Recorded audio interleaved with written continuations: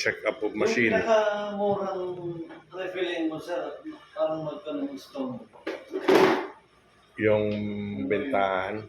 Yung pinakamurang refilling machine.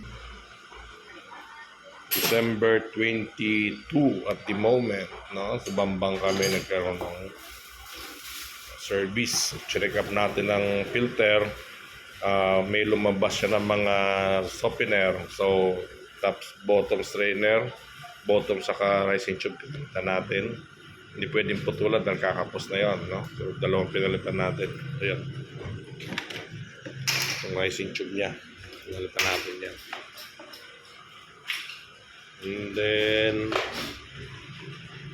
nilinis natin, chinek ang membrane, tanggalin ng mga softener doon na pumasok. Tabing ang filter, nilagyan natin ng filter guide. So, yung full service tayo. Tapos ito, sir, kasi tanggalin